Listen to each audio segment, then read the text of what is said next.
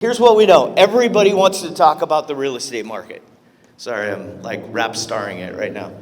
Everybody wants to talk about the real estate market, right? Right. Yes. Okay. What's the most popular type of reality shows out there right now? Real estate, right? Okay. So what we need to arm you with is a lot of good information to go back and create a narrative with your clients, with your sphere base. We need to make sure that you're knowledgeable about what's happening real time in the market. How many of you guys are new agents?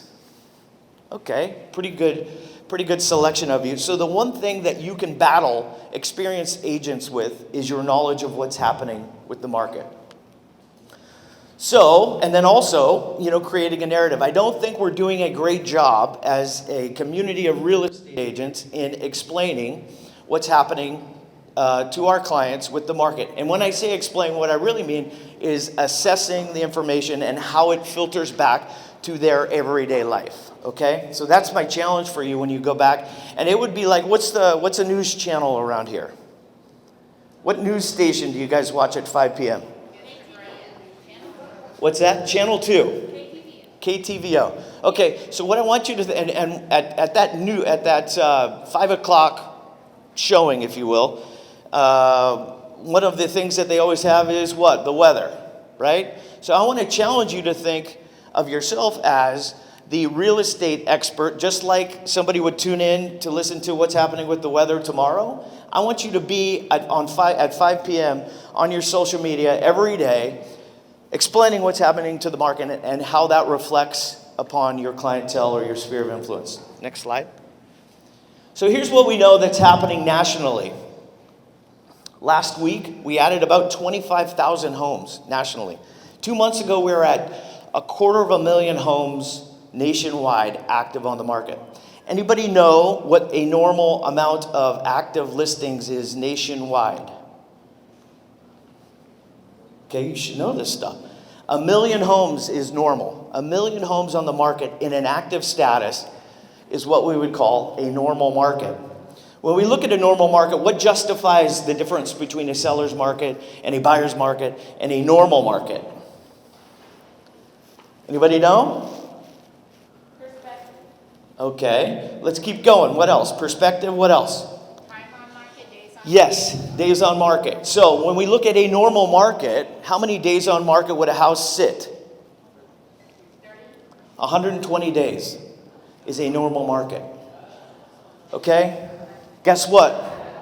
In many parts of the country, we're going to be there by the time winter hits, which is crazy to think. Okay? So when we look at the differences between markets, we look at a seller's market, 90 days or less. We have been in an extreme seller's market for a very long cyclical period. Would you agree? Okay. So a normal market is the house is going to sit there for 120 to 160 days, 4 to 6 months. Wow. What does that mean for your customer service skills and your ability to connect with your client during that longevity of periods? Something to think about. And then when we hit a buyer's market, what does that days on market look like? 6 to 9 months. For those of you who weren't in real estate during the recession, I had listings that sat on the market for 300 days. Okay? Now, this isn't doom and gloom. This is just talking about preparing you for what we're seeing.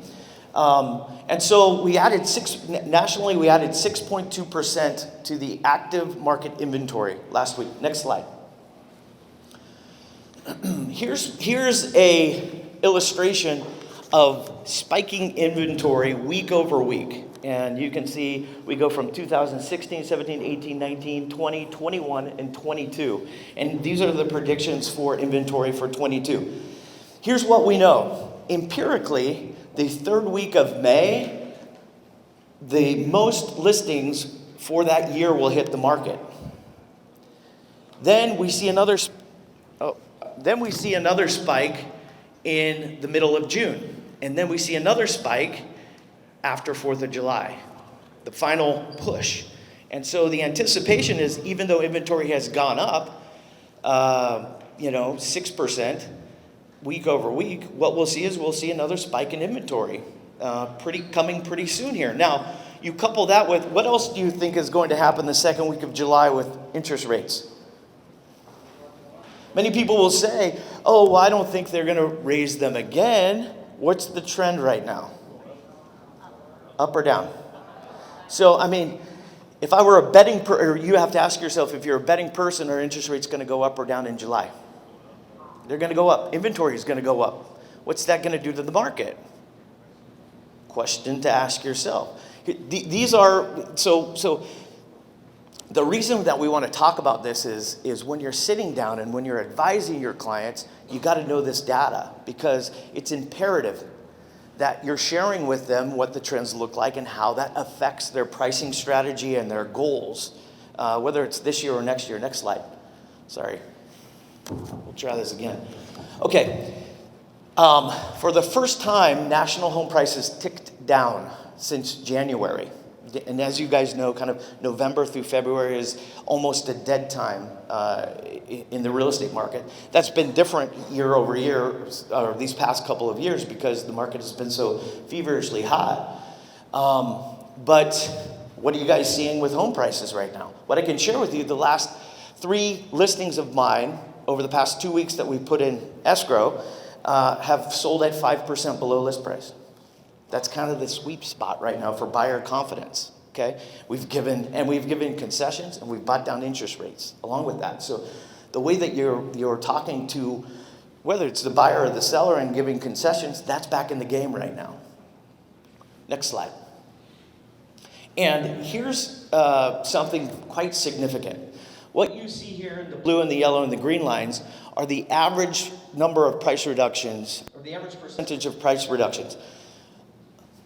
On average, in the United States, do you guys know what percentage of properties hit the market and must have a price reduction before they sell? It's 30%, okay? 3 out of 10 homes are gonna need some kind of a price reduction. What you're witnessing right now is a huge difference in what we've seen year over year for the past 3 or 4 years. You're gonna see a spike, and this is gonna continue to go up. The prediction is, by the time we hit early winter or late fall, it's going to be about 50%. 50% of homes are going to need price reductions. In my neck of the woods, Sacramento, Roseville, Rockland, Lincoln, we're seeing that right now. We're seeing it range between 40 to 50% need price reductions. So what does that conversation look like now to the seller? What we're sharing with them and how we're advising them has certainly changed. Next slide. And this is the difference between national immediate sales over week and other new listings that have hit the market. And you know what this looks like, just to sum it up, because it's tough to read it, is we've gone from about 80% of homes that sell within 1 week that hit the market. Now we're at 19%. So 1 in 5 is going to sell on average within a week, and the other the other 4 are going to be sitting out there, okay? Next slide. I think this burns into, okay, so yeah, I talked about this. We can keep going. So let's look at San Mateo and San Jose and how the numbers have changed. These are the current market statistics for San Mateo. And you know, you look at median days on market has gone up 14, and I've got the comparison of what this looked like from March to today. But you see many of the characteristics of a changing market showing up on these graphs and on these lines with median days on market, with price decreases, with escrow fallouts. And then let's go next slide, which is San Jose. Look at the price decreases. It's gone from like 7% to 30% in San Jose. Inventory has gone up dramatically. So let's go. So when we talk about the characteristics of a changing market, a market shift, and when you, from a coaching perspective, when you guys hear the word shift, I want your mind to think of opportunity. Because every time there's a shift, there's people getting out of the market typically when we're moving from a seller's to a buyer's market. So I want you to think of what the activities are that you're going to go out and obtain during this time frame. How are you going to gain market share? But these 5 characteristics are such. Days on market. What are we seeing with days on market? Up or down? Okay? Inventory. Up or down? Interest rates. Up or down? Price decreases. And I don't know for this area, but when you look at the hot sheet every day from the MLS, you need to be looking at the houses that come back on market. Last week, over 4,000 houses went back on the market after being in escrow. What do you think that was? Consumer confidence. They didn't lock their interest rate quick enough, and rates changed, and then they go, I can't afford the payment anymore. They're utilizing those contingencies to find another house because more inventory is coming on the market. So what does that mean for your client? It means you have to shorten those contingencies and have these conversations and check in with the other agent. Hey, did you guys lock your rate? Let's go. Okay? But so these are the 5 characteristics of a changing market of which we're seeing. So that means we're changing. It's shifted. Next slide. I only have a couple more, Matt. How am I doing on time? I'm over? Oh, it's not even going, so I'm perfect. I got another 10 minutes. So here's what San Mateo looked like. As far as days on market, since March, we've doubled. Inventory, March, we had 31, now we've got 71. So that's more than double. Interest rates, we've gone 3.76 at the beginning of March, now we're just under 6%. Big difference. Price decreases, that's not 3 point. Well, I guess you could use it like that, but we went from 3% of homes that had price decreases to now almost 25%. And next slide, we got San Jose coming up next. 7 to 21 days, triple. Inventory has more than doubled. And price decreases have gone from 4% to 30%. So, what does this mean for you guys? A shift equals opportunity.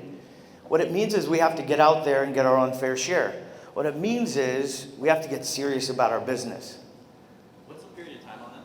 That's March 3rd till today. Yeah. And these statistics all come from a company that my team, we watch the videos each week. It's called Altos Research. And they've got a real intimate, they take a really intimate look at what's happening with the market every day. And so if you go onto Altos this morning, you can get these current statistics. But I advise that you share this data with your client. I advise that if you think that you're posting too much, if you think that you're sending out too many emails to your client database, you're not. Until somebody reaches out to you and says, stop sending this to me, unsubscribe, Sean, you're posting too much, then that's when you know you need to double down your efforts. Okay? You guys think I'm crazy, but I'm not.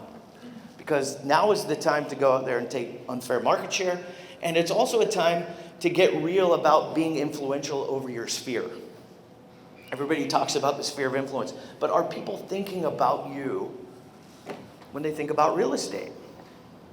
If not, then take a serious look at that and say, wow, I'm going to utilize, whether it's free tools or paid tools or relationships, now is the time to go out there and quadruple your activities, because activities are the only thing that set you apart from other people. You're here today, we're talking about information, and the difference is when you go back home, you've got to implement this stuff, and you got to work, and you got to, we've got to build those relationships in that database this year. Okay, that's it. We're done.